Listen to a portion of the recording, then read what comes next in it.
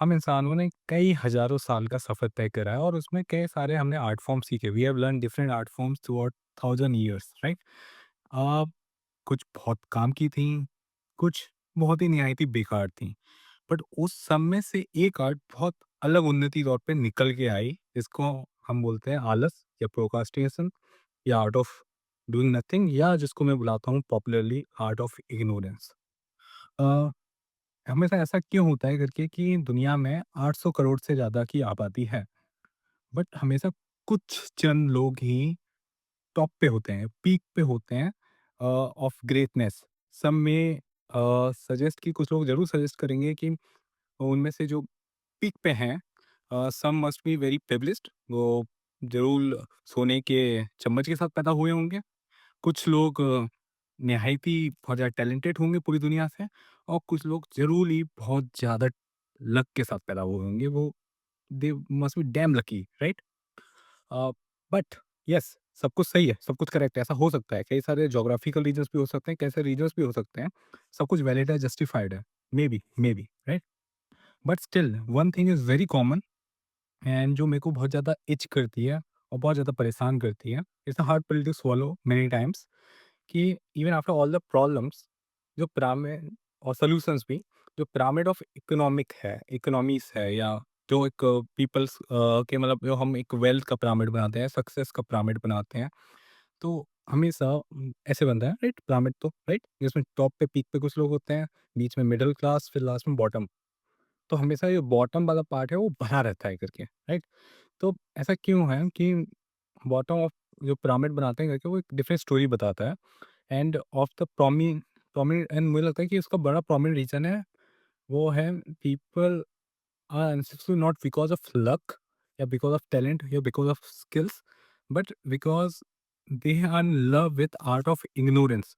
वो अपने कंफर्ट को नहीं छोड़ना चाहते, वो पूरे दिन डूम स्क्रॉलिंग करना चाहते हैं, वो काम नहीं करना चाहते, मे बी, एंड वो अपने बहुत ज़रूरी काम को डिले करते रहते हैं ओवर टाइम।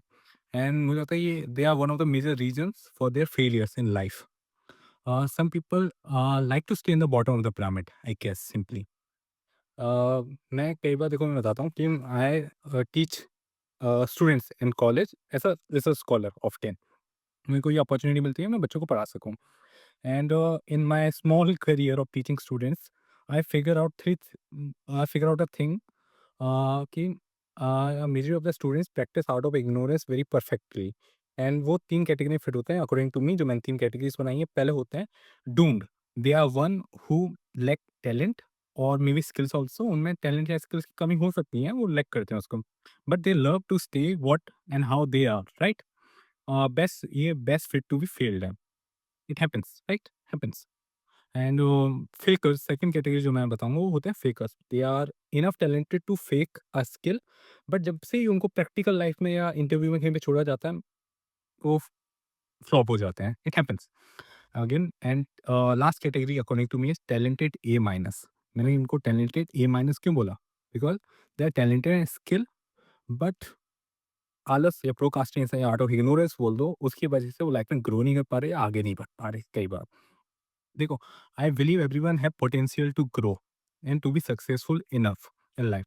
एंड मैं पहले क्लियर कर दूं, let me be very clear with you, success for me is not defined by scoring exams और टॉपिंग योर एग्जाम्स। एग्जाम्स में स्कोर करना मेरे लिए सक्सेस नहीं होती, मैं पहले ही क्लियर कर दूं, ठीक है?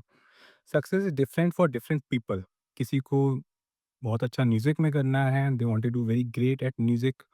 कुछ को बहुत अच्छा टीचर बनना है, कुछ को इंजीनियर बनना है, कुछ को टीचर बनना है, गवर्नमेंट जॉब्स निकालनी है कुछ को, and so on. That could be different parameters for success, right? So success is about, मेरे हिसाब से success is about ticking all the boxes which fit to reach your goal, right? And in particular to these goals which, मतलब उन goals के साथ साथ वो goals जो आपको खुश करें, which makes you happy and satisfied.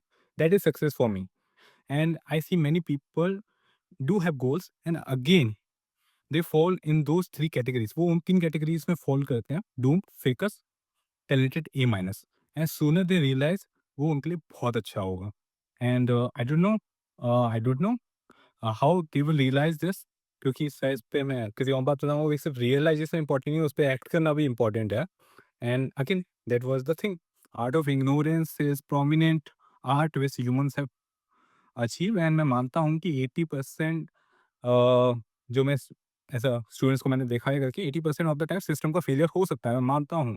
पर 20% स्टूडेंट्स का भी फेलियर है या 20% ह्यूमन्स का भी फेलियर है क्योंकि why they are keeping up with procrastination out of ignorance in life, right? Yup.